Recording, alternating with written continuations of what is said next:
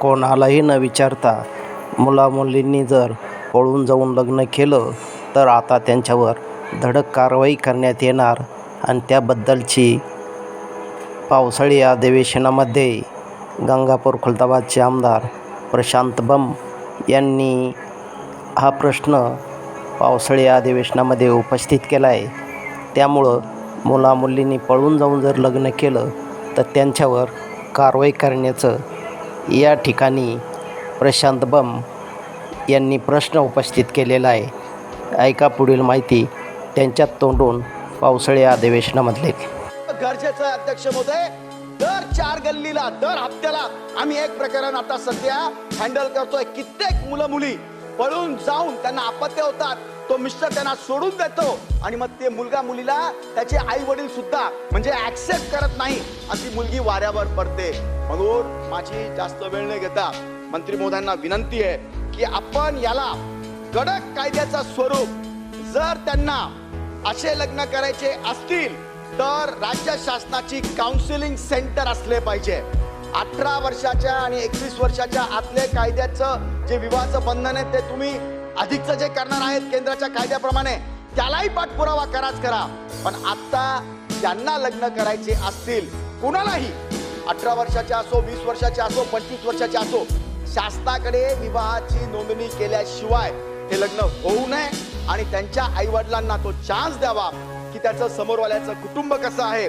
अनेक गोष्टी अध्यक्ष महोदय बोलण्यासारख्या आहेत, परंतु माझा जो जिस्ट आहे या सगळ्यातला बोलण्याचा तो इतकाच आहे की समजून उमजून साऱ्या गोष्टी झाल्या तर हरकत नाही.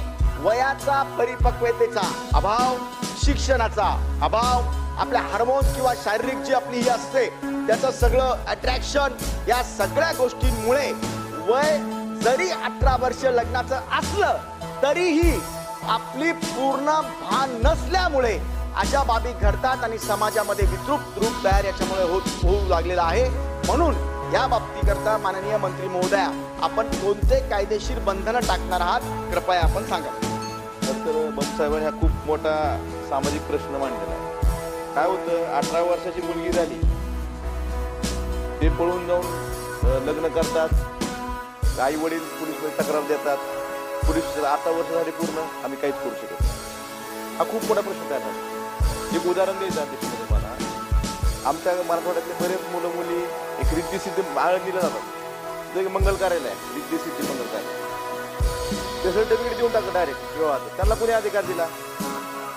आपण एखाद्याचं सगळ्या घरच्यांनी लग्न लावून दिलं, ग्रामपंचायतीमध्ये किंवा नगरपालिकेत विवाह नोंदणी करायला गेलं 15-15 दिवस, महिना मिळत नाही विवाह नोंदणी प्रमाणपत्र. ते त्या दिवशी त्या क्षणाला प्रमाणपत्र देतात. ह्या अशा कार्यालयावर कारवाई झाली पाहिजे. ते चुकीच्या गोष्टींना प्रोत्साहन देतात आणि त्याबरोबर एक छापील फॉर्म आहे अध्यक्ष त्यांच्याकडे. त्या छापील फॉर्ममध्ये फक्त नावं टाकायची कोणी.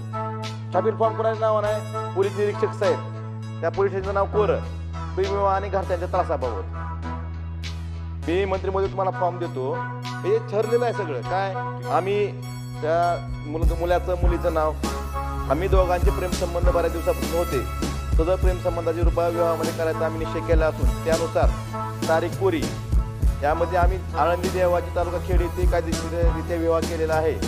सदर विवाहाचा आमच्या घरच्यांचा विरोध असल्याने त्यांच्यापासून आम्हाला धोका व त्रास होण्याची शक्यता आहे.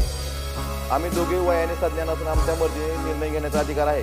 जर विवाहाबाबत घरच्यांची पोलिसात तक्रार केली असल्यास ती रद्द ठरवण्यात यावी, कारण आम्ही कायदेशीररित्या विवाह केलेला आहे. घरच्यांच्या लोकांपासून आम्हाला संरक्षण द्यावे, त्रास होतो. हे त्याच्याकडे छापील फॉर्म आहे. हे जे प्रकार आहेत ना असं मंगल कार्यालयाचे किंवा जे असे प्रमाणपत्र, ह्याला अधिकार आहे का? विवाह नोंदणी निबंधक आहेत का?